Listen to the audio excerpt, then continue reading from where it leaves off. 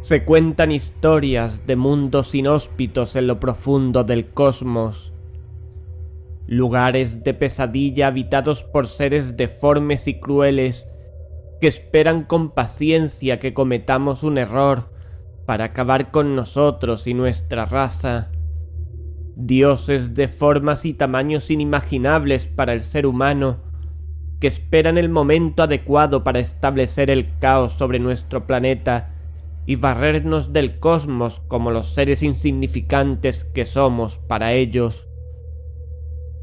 He escuchado a lo largo de mi vida muchas de estas historias y ahora quiero compartirlas con vosotros para que seáis conscientes del mal que nos acecha continuamente en cualquier lugar. Son los horrores que nos amenazan y torturan desde el inmenso y desconocido cosmos, más allá de los eones. Pero la angustia y el miedo no siempre nos acechan lejos en el espacio. Nuestra naturaleza en sí misma es origen de atrocidades y espantos indeciblemente crueles y horripilantes. El amor, la venganza, la envidia, el egoísmo, la locura, sentimientos puramente humanos que nos hacen cometer actos crueles, actos desesperados, actos sangrientos, actos malvados.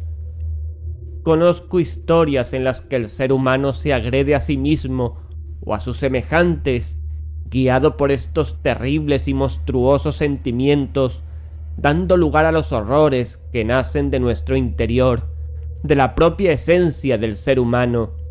También quiero compartirlas con vosotros, para que seáis conscientes de lo cruel y mezquino que podemos llegar a ser. Vivimos en un mundo de horror global, en el que constantemente nos amenazan terribles y espantosas fuerzas provenientes del cosmos desconocido o la propia naturaleza del ser humano. Si os atrevéis a escuchar las historias que os contaré, al menos sabréis a qué enfrentaros o cómo hacerlo. Veo que estáis dispuestos, y eso me alegra mucho, porque no hay bien más preciado en este mundo que el conocimiento. Ha llegado el momento que tanto deseamos.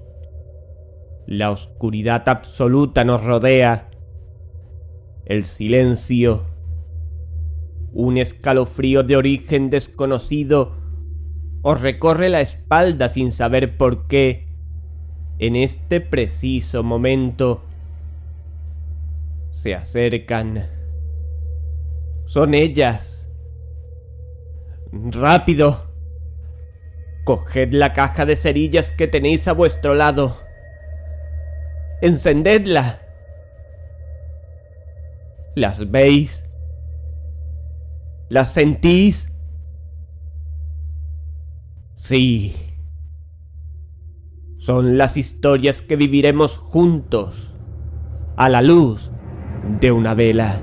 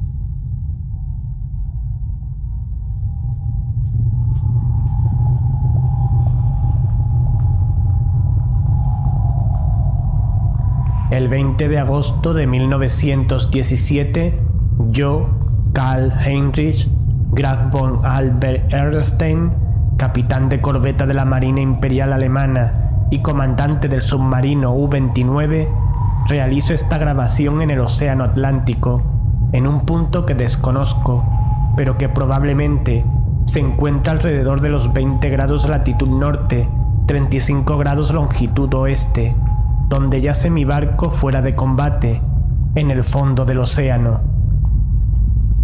La hago porque quiero que se sepan públicamente ciertos hechos insólitos, ya que con toda probabilidad no sobreviviré para poder darlos a conocer en persona, toda vez que las circunstancias que me rodean son tan amenazadoras como extraordinarias, entre las que se incluyen no solo el U-29 inutilizado, sino también el derrumbamiento de mi férrea voluntad alemana de la manera más desastrosa.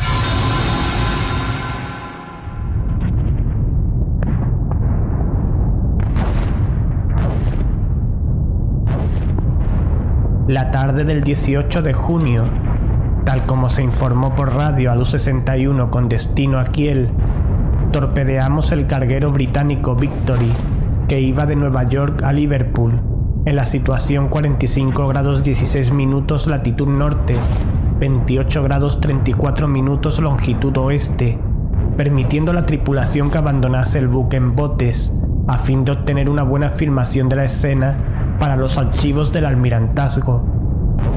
El barco se hundió espectacularmente, de proa, sacó la popa fuera del agua y se zambulló perpendicularmente hacia el fondo del mar. Nuestra cámara no perdió detalle, y siento que tan valiosa película no llegue jamás a Berlín.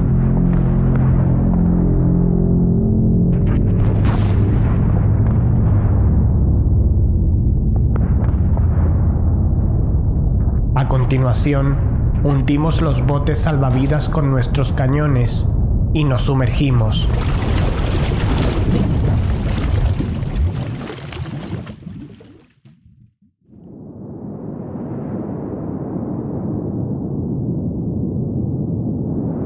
Cuando salimos a la superficie, hacia el atardecer, encontramos en nuestra cubierta el cuerpo de un marinero, con las manos atenazadas a la barandilla de forma curiosa.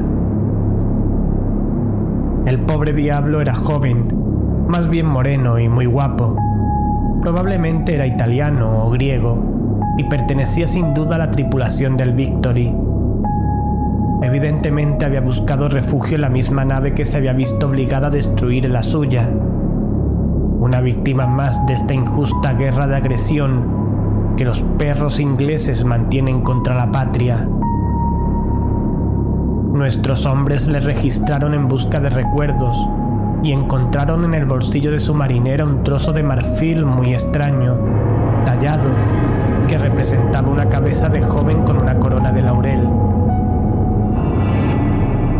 Mi oficial, el alférez de navío Clense, opinó que el objeto era muy antiguo y de gran valor artístico, así que se lo confiscó a los hombres y se lo quedó. Pero ni a él ni a mí se nos ocurría cómo había llegado a manos de un simple marinero.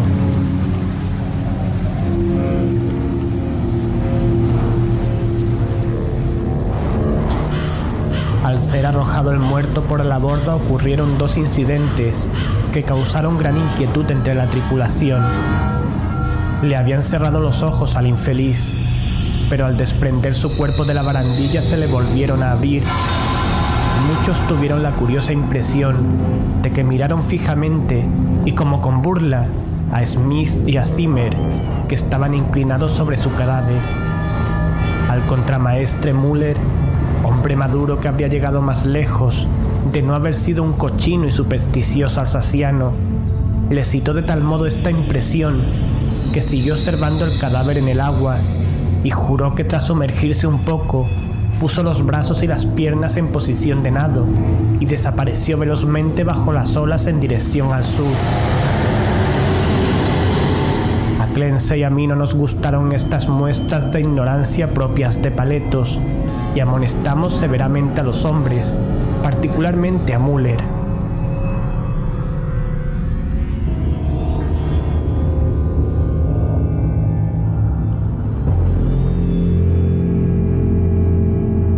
día siguiente se creó una situación muy molesta debido a la indisposición de algunos miembros de la tripulación.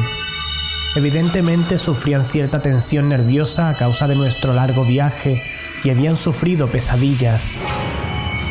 Algunos parecían completamente aturdidos y torpes, así que después de comprobar yo personalmente que su debilidad no era fingida, les relevé de sus obligaciones. El mar estaba algo encrespado, de modo que descendimos a una profundidad en la que el oleaje era menos molesto. Aquí reinaba una calma relativa, pese a cierta misteriosa corriente en dirección sur que no logramos localizar en nuestras cartas oceanográficas. Los lamentos de los enfermos eran decididamente molestos, pero puesto que no parecía desmoralizar al resto de la tripulación, no recurrimos a medidas extremas. Nuestro plan era permanecer donde estábamos e interceptar el transatlántico Dacia, mencionado en la información de nuestros agentes de Nueva York.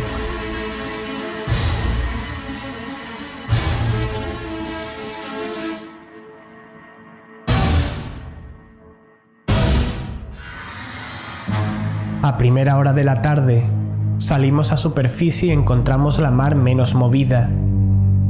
El humo de un barco de guerra apareció en el horizonte, pero la distancia y nuestra habilidad para sumergirnos evitaron todo peligro. Lo que más nos preocupaba eran las cosas que decía el contramaestre Müller, cada vez más incoherentes a medida que se iba haciendo de noche.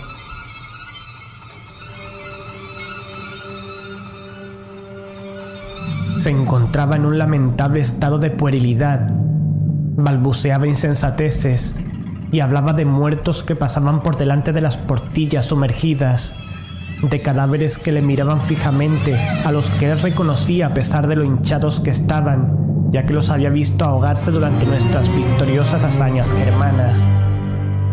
Y decía que el joven que habíamos arrojado por la borda iba a la cabeza.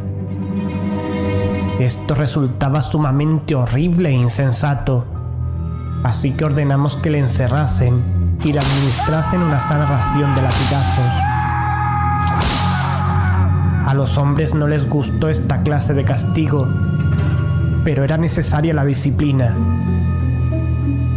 Asimismo, nos negamos a la petición que vino a presentar una delegación encabezada por el marinero Zimmer de que arrojáramos a la mar la extraña cabeza tallada en marfil.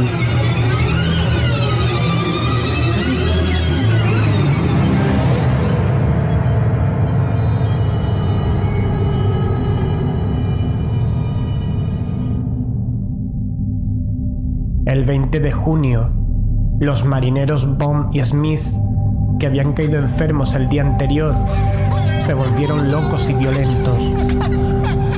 Lamenté no tener un médico entre nuestros oficiales, ya que las vidas alemanas son preciosas, pero los constantes delirios de los dos hombres sobre una terrible maldición trastornaban enormemente la disciplina, así que tomamos drásticas medidas.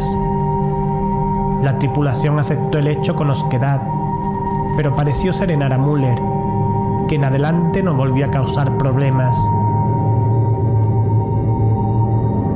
La semana siguiente estuvimos todos muy nerviosos, vigilando en espera del Dacia. La tensión se agravó con la desaparición de Müller y de Zimmer, quienes se suicidaron, sin duda a causa del miedo que parecía atormentarles, aunque nadie les vio saltar por la borda. Casi me alegré de verme libre de Müller, porque incluso su mutismo influía de manera perniciosa en la tripulación. Ahora todos parecían inclinados a permanecer en silencio, como si tuviesen algún secreto temor. Muchos estaban enfermos, pero ninguno causaba problemas. El alférez de navío Clense, debido a la tensión, se irritaba por cualquier insignificancia, como con la manada de delfines, cada vez más numerosa, que daba escolta al U-29, o la creciente intensidad de la corriente sur, que no registraban nuestras cartas. Por último, pareció evidente que habíamos perdido el Dacia por completo. Estos fracasos no son infrecuentes, y nos sentimos más contentos que decepcionados, ya que había orden de regresar a Wilhelmshaven. A las 12 horas del 28 de junio, pusimos rumbo nordeste, y a pesar de embarullarnos cómicamente con la inusitada multitud de delfines, no tardamos en encontrarnos en ruta.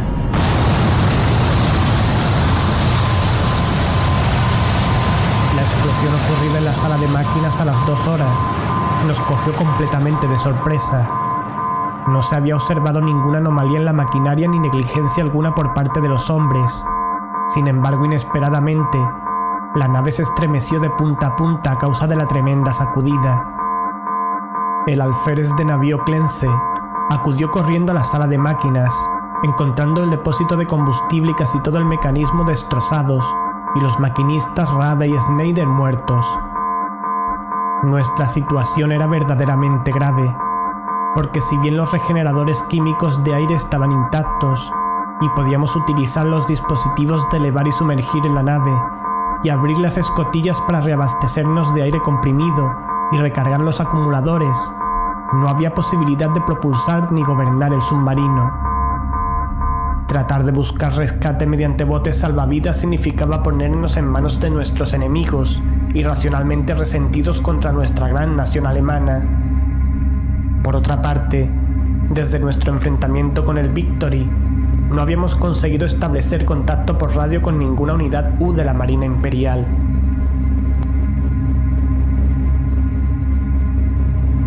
Desde el momento del accidente hasta el 2 de julio, fuimos arrastrados constantemente hacia el sur, casi sin planes y sin avistar ningún buque. Los delfines seguían dando escolta al U-29, circunstancia sorprendente en cierto modo, teniendo en cuenta la distancia que llevábamos recorrida. En la mañana del 2 de julio avistamos un buque de guerra con bandera americana, y los hombres se mostraron muy nerviosos y con deseos de rendirse. Finalmente, el alférez de navío Clense tuvo que pegarle un tiro a un Tannentraube, dado que no paraba de incitar con especial violencia a este acto tan antigermánico. Esto acalló a la tripulación durante un tiempo, y nos sumergimos sin ser detectados.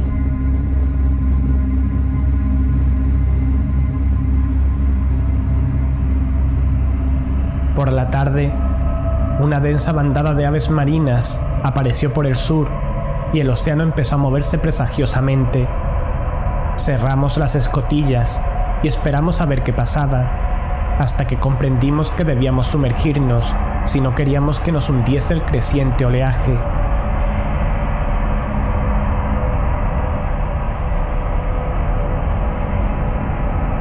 Cada vez teníamos menos presión de aire y electricidad, y tratábamos de evitar el uso innecesario de nuestros escasos recursos mecánicos, pero en este caso no había elección. No bajamos a mucha profundidad, y cuando la mar se calmó un poco, unas horas después, decidimos subir a la superficie. Pero entonces surgió una nueva dificultad. La nave se negaba a responder a nuestra dirección, pese a todos los esfuerzos de los mecánicos. Los hombres se asustaron aún más al sentirse prisioneros bajo el mar, y algunos empezaron a hablar nuevamente en voz baja de la imagen de marfil del alférez de navío Clense, pero la visión de su pistola automática les calmó. Mantuvimos a los pobres diablos todo lo ocupados que pudimos en la reparación de las máquinas, aunque sabíamos que era inútil. Clense y yo dormíamos normalmente en turnos distintos, y fue mientras yo dormía cuando se declaró el motín general, hacia las 5 horas del 4 de julio. Los 6 cerdos marineros que quedaban, imaginando que estábamos perdidos, estallaron súbitamente en una furia besánica por habernos negado a rendirnos al buque de guerra yanqui 2 días antes, entregándose a un delirio de maldiciones y de destrucción. Rugían como animales y rompían indiscriminadamente muebles e instrumentos, gritando insensateces tales como que era la maldición de la imagen de marfil y del atezado joven muerto que les había mirado antes de desaparecer nadando.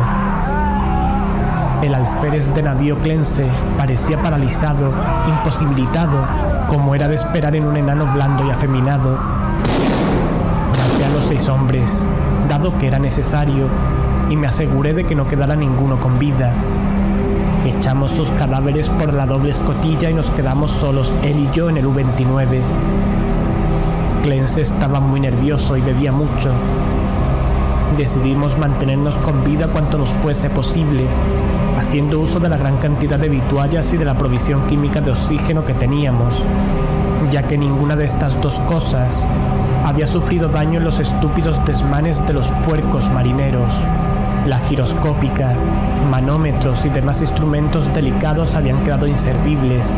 En adelante, nuestros cálculos serían meras suposiciones basadas en nuestros relojes, el calendario y la aparente trayectoria de nuestro desplazamiento, deducida por cualquier objeto que pudiéramos avistar a través de los portillos o desde la torreta.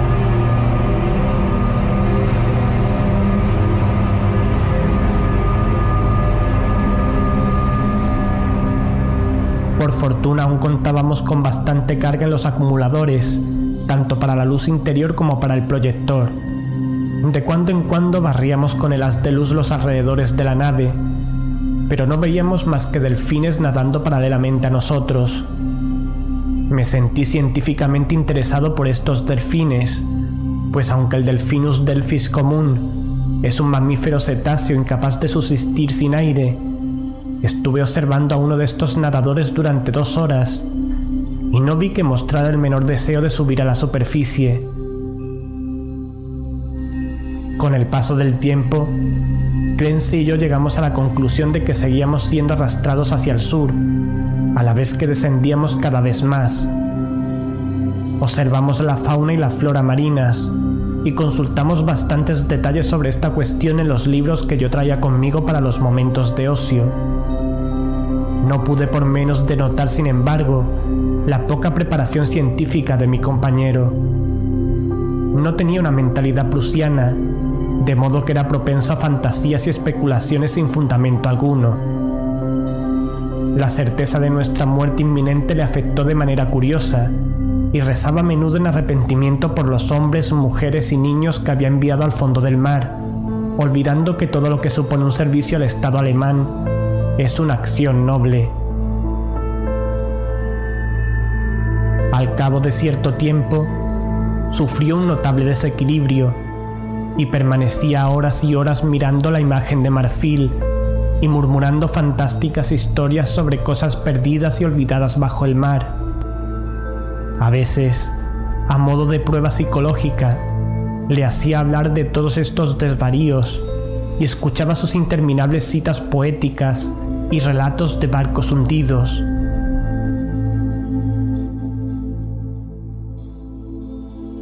Me daba mucha lástima su estado, ya que me desagrada ver sufrir a un alemán, pero no era persona con la que valiera la pena morir. En cuanto a mí, era un hombre orgulloso, consciente de que la patria honraría mi memoria y de que mis hijos serían educados para que fuesen como yo. El 9 de agosto avistamos el fondo oceánico y proyectamos un potente haz de luz hacia él. Era una inmensa llanura ondulada, cubierta en su mayor parte de algas y salpicada de conchas y pequeños moluscos. De trecho en trecho se veían objetos verdosos de misteriosos contornos, cubiertos de algas e incrustados de percebes. Clense afirmaba que sin duda eran barcos antiguos hundidos.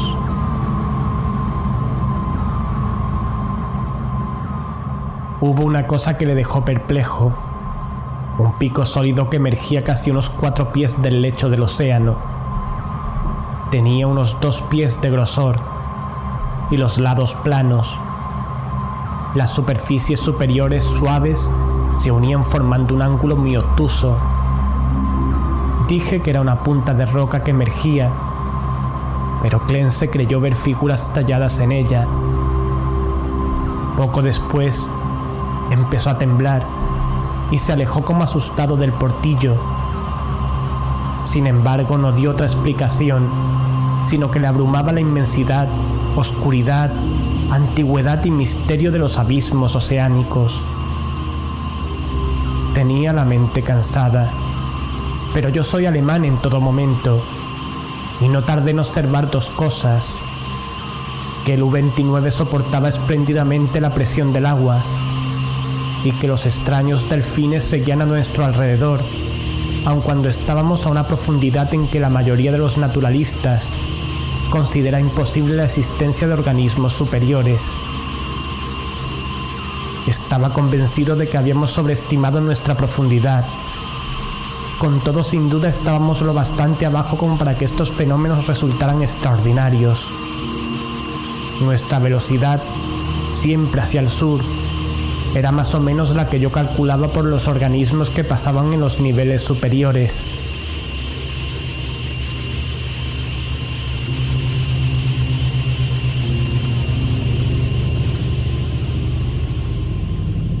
A las 3:15 del 12 de agosto, el pobre Clense se volvió completamente loco.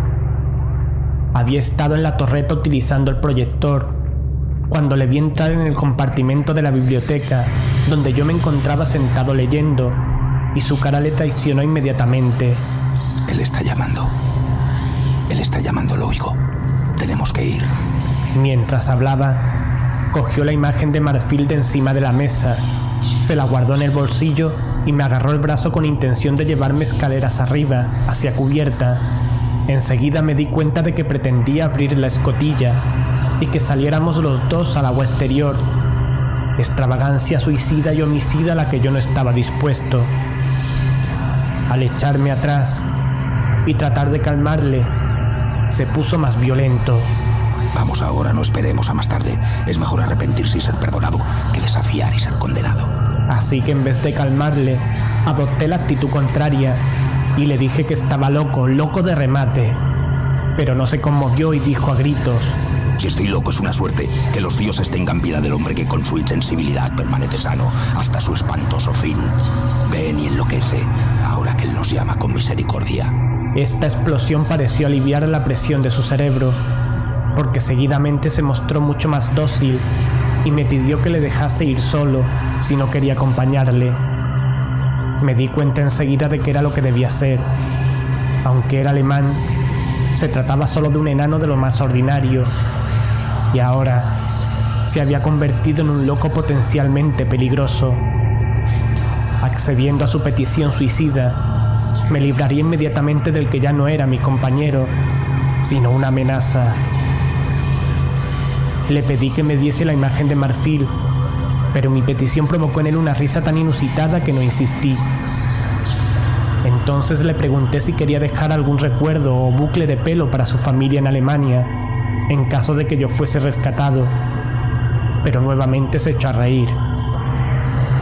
De modo que cuando subió por la escala, fui a los mandos y tras los intervalos de tiempo adecuados, hice funcionar el mecanismo que iba a acabar con su vida. Una vez comprobado que ya no estaba a bordo, di una pasada con el proyector por el agua, en un intento por verle por última vez, para comprobar si le aplastaba la presión del agua, tal como debía ocurrir teóricamente, o si no afectaba a su cuerpo, como pasaba con aquellos extraordinarios delfines. Sin embargo, no conseguí ver a mi difunto compañero, ya que los delfines se apelotonaban en torno al submarino oscureciendo los alrededores de la torreta. Esa noche sentí no haberme apoderado disimuladamente de la imagen de marfil del bolsillo del pobre Clense, porque me fascinaba su recuerdo. No podía olvidar aquella cabeza joven y hermosa, con su corona de hojas, aunque no poseo talante artístico. También sentía no tener con quién hablar. Era mejor tener a Clense, aunque no estuviese a mi altura intelectual, que a nadie. Esa noche no dormí bien, preguntándome cuándo me llegaría el fin. Evidentemente, había muy pocas probabilidades de que me rescataran. Al día siguiente subí a la torreta e inicié las acostumbradas exploraciones con el proyector. Hacia el norte, la perspectiva era muy semejante a la que habíamos tenido desde que avistamos el fondo. pero noté que el desplazamiento del U-29 era menos rápido. Al enfocar el haz de luz hacia el sur, noté que el fondo oceánico descendía en un pronunciado declive y que había bloques de piedra curiosamente regulares en determinados puntos, dispuestos como siguiendo un trazado concreto. La nave al principio no descendió enseguida paralelamente a la creciente profundidad del océano, de modo que no tardé en verme obligado a ajustar el proyector, a fin de seguir enfocando su potente haz hacia abajo. A causa del brusco movimiento se desconectó un cable y tardé varios minutos en conectarlo otra vez. Finalmente volvió la luz al proyector y se derramó por el valle marino que tenía debajo de mí.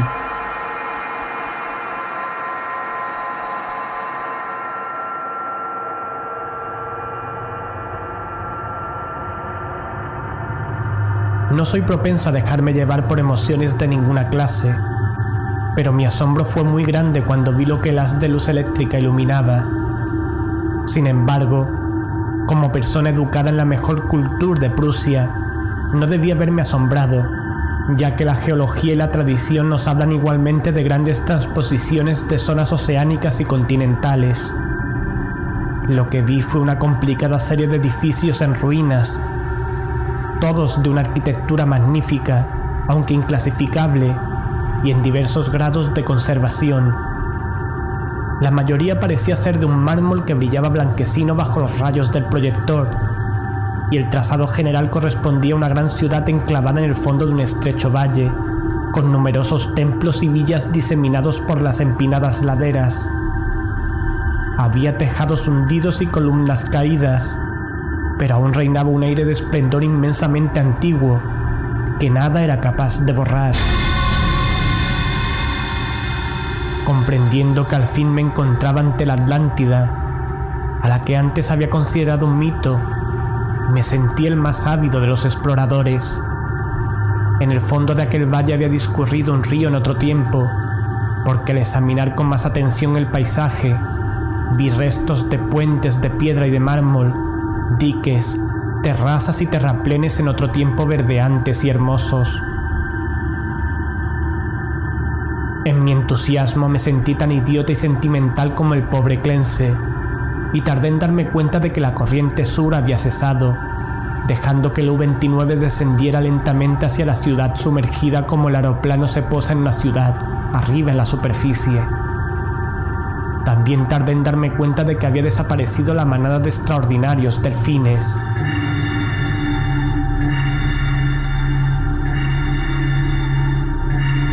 Unas 2 horas después, la nave se posó en una plaza pavimentada, cerca de la pared rocosa del valle. A un lado pude ver la ciudad entera que descendía hacia la plaza hasta el borde del antiguo río. Al otro, y sorprendentemente cerca, me encontré ante un edificio ricamente ornamentado y muy bien conservado.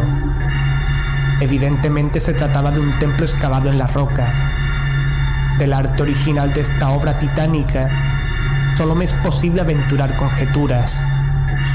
La fachada, de inmensas proporciones, cubre al parecer una oquedad continua, ya que sus ventanales son numerosos y están ampliamente distribuidos.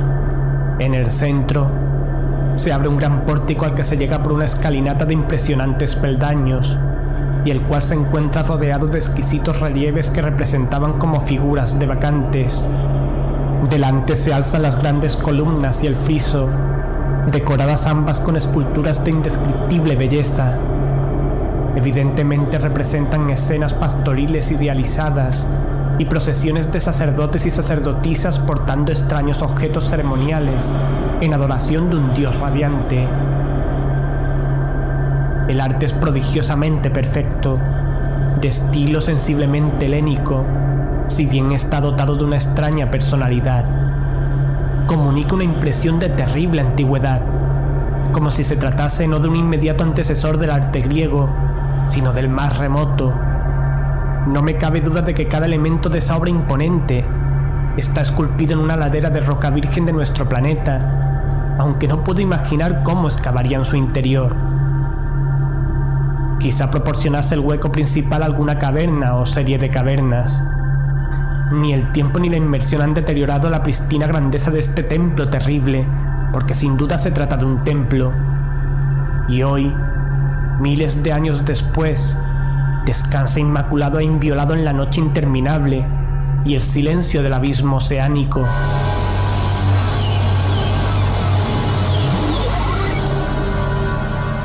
No puedo calcular las horas que pasé contemplando la ciudad hundida con sus edificios, arcos, estatuas y puentes, y el colosal templo con su belleza y su misterio. Aunque sabía que mi muerte estaba cerca, me consumía la curiosidad, y seguí moviendo el proyector ansioso por ver. El haz de luz me permitía apreciar muchos detalles, pero no lograba revelar nada más allá de la puerta del templo tallada en la roca.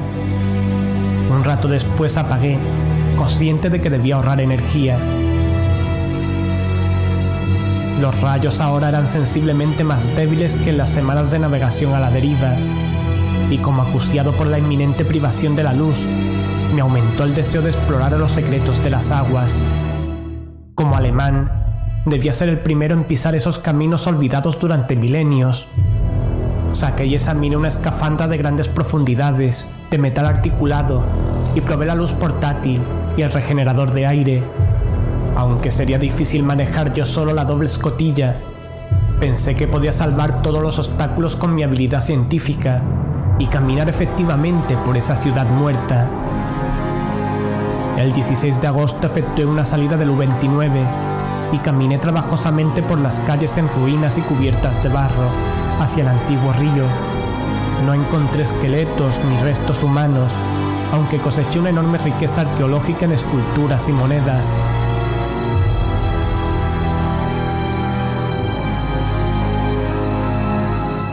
No puedo hablar ahora de todo ese material, si no es para expresar mi terror ante esta cultura que se encontraba en el cenit de la gloria, cuando los cavernícolas vagaban por Europa y el Nilo discurría sin que se asomara a él civilización alguna. Otros, guiados por esta grabación, si llega a ser encontrada alguna vez, deberán revelar el misterio que yo solamente puedo señalar. Volví a la nave, dado que mis baterías se debilitaban, aunque decidido a explorar el templo de roca al día siguiente.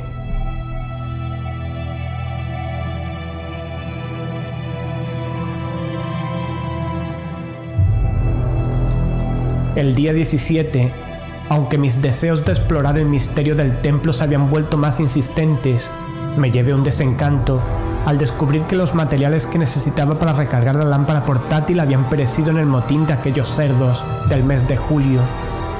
Mi rabia no tuvo límites. Sin embargo, mi sentido común alemán no me permitía aventurarme a entrar sin las debidas condiciones en un recinto completamente en tinieblas, que podía resultar la madriguera de algún indescriptible monstruo marino o un laberinto de cuyos pasadizos me fuera luego imposible salir. Todo lo que podía hacer era enfocar el proyector del U-29, acercarme hasta la puerta con su ayuda y examinar los relieves exteriores.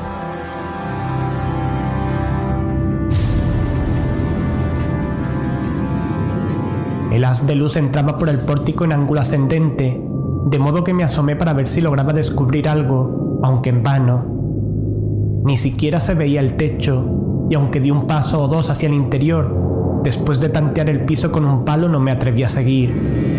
Además, por primera vez en mi vida experimenté la emoción del miedo. Empezaba a comprender cómo se habían originado algunos de los estados de ánimo del pobre Clense, ya que a medida que el templo me iba atrayendo cada vez más, sentí un terror ciego y creciente hacia sus abismos acuosos. Apagué las luces y me senté a meditar en tinieblas. Ahora debía ahorrar electricidad para las emergencias.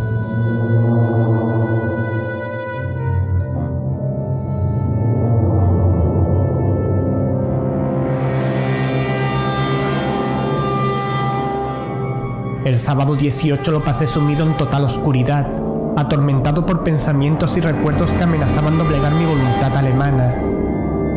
Clense se había vuelto loco y había perecido antes de llegar a este vestigio siniestro de un pasado abominablemente remoto, y me había aconsejado que me fuese con él.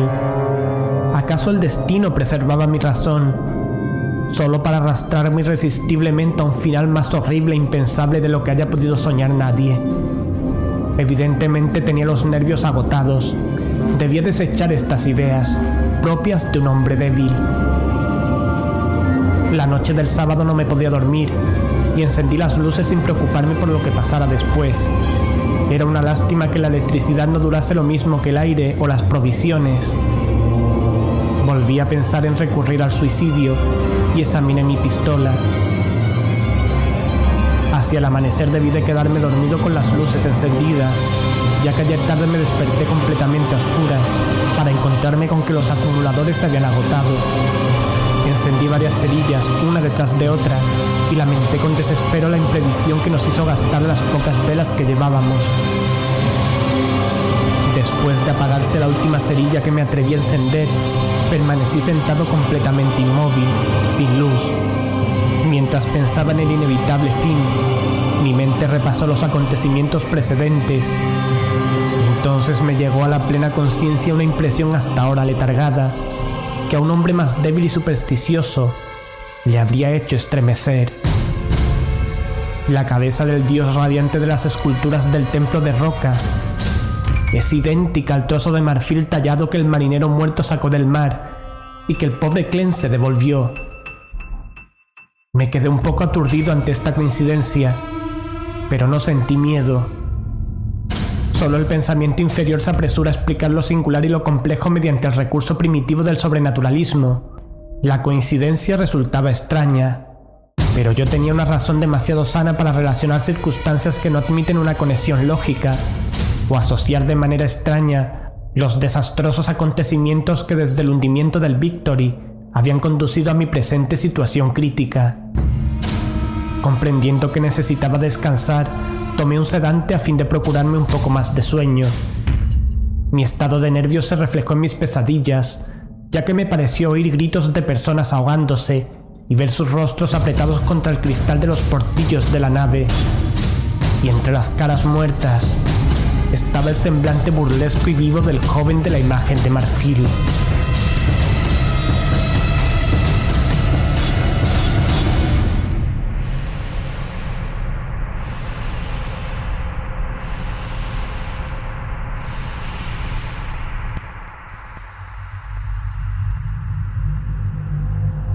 Debo tener cuidado en el modo de consignar mi despertar hoy, ya que me siento trastornado, y sin duda hay muchas alucinaciones mezcladas con lo real. Psicológicamente mi caso es enormemente interesante, y siento no poder ser reconocido científicamente por una autoridad alemana competente. Al abrir los ojos, lo primero que experimenté fue un deseo irresistible de visitar el templo de roca. Deseo que aumentaba cada instante, aunque trataba instintivamente de resistir con alguna emoción de terror que operaba en sentido contrario. A continuación me sobrevino una impresión de luz en medio de la oscuridad de las baterías descargadas, y me pareció ver una especie de resplandor fosforescente en el agua que entraba por el portillo orientado hacia el templo. Esto despertó mi curiosidad, pues sabía que ningún organismo de las profundidades abismales era capaz de emitir tal luminosidad. Pero antes de que pudiese comprobarlo, me llegó una tercera impresión, que debido a su carácter irracional, me hizo dudar de la objetividad de todo cuanto registrase en mis sentidos. Fue una ilusión auditiva.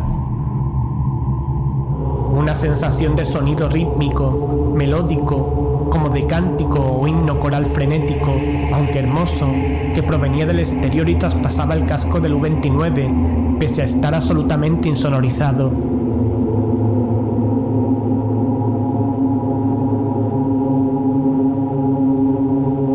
Convencido de mi anormalidad psicológica y nerviosa, encendí algunas cerillas y me tomé una fuerte dosis de bromuro sódico, que pareció calmarme hasta el extremo de disipar esa ilusión de sonido.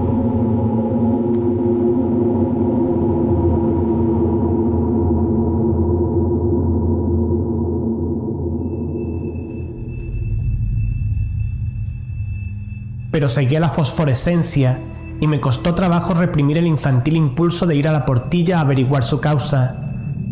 Era espantosamente realista, hasta el punto de que podía distinguir los objetos familiares que me rodeaban, así como el vaso vacío de bromuro, del que no tenía impresión visual alguna del sitio donde lo había dejado.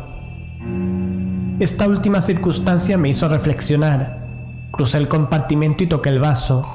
Efectivamente estaba en el lugar donde me parecía verlo, Ahora sabía que la luz era o bien real o parte de una alucinación tan fija y coherente que no podía esperar que se disipase, de modo que renunciando a toda resistencia, subí a la torreta con intención de averiguar cuál era el agente luminoso. ¿Sería en realidad otra nave U y me brindaría la posibilidad de rescatarme?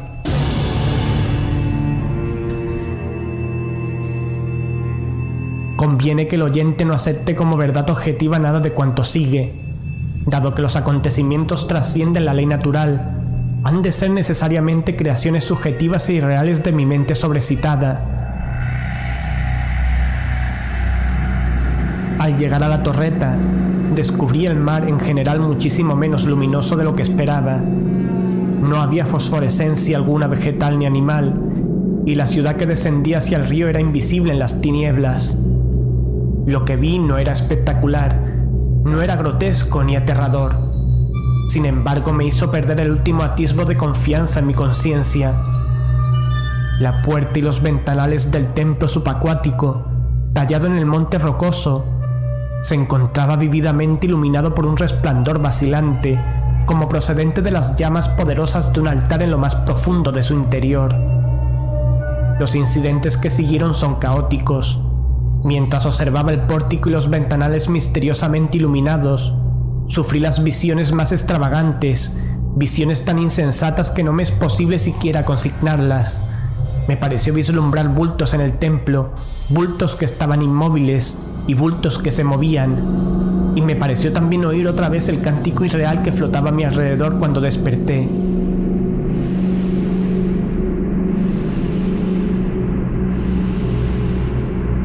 Y por encima de todo, despertaron en mí pensamientos y temores que giraban en torno al joven del mar y la imagen de marfil cuya talla era reproducción de los frisos y columnas del templo que tenía ante mí.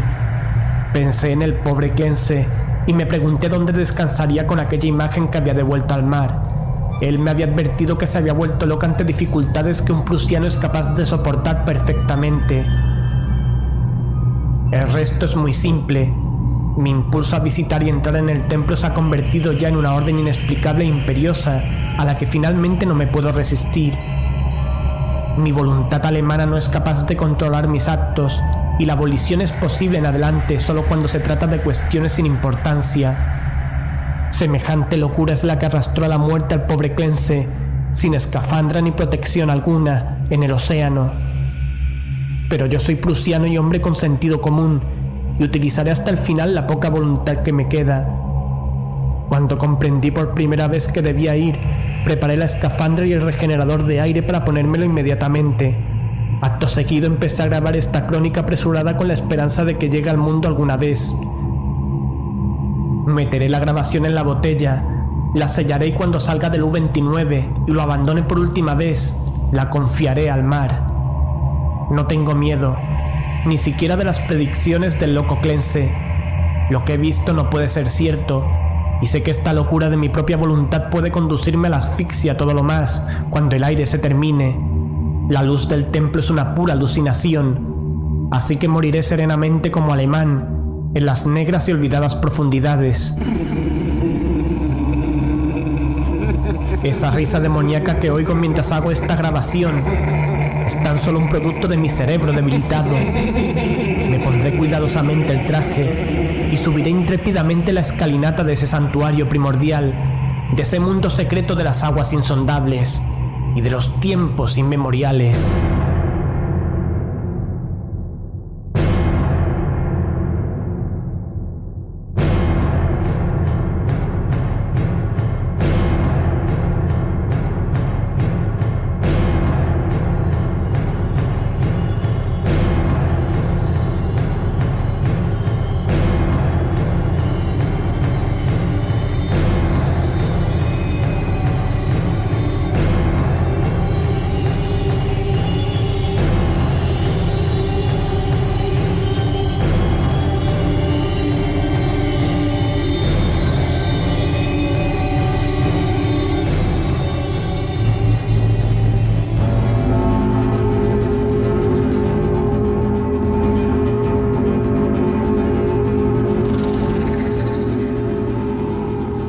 Han escuchado El Templo, por Howard Phillips Lovecraft. Han intervenido en este relato Jordi Armisen como Clense, Antonio Reverte Lucena como Karl Heinrich. Montaje y masterización Antonio Reverte Lucena. Este relato fue publicado por primera vez en el proyecto Terror y Nada Más, y ha sido masterizado para su publicación en el programa A la luz de una vela. Antonio Reverte Lucena, 2014.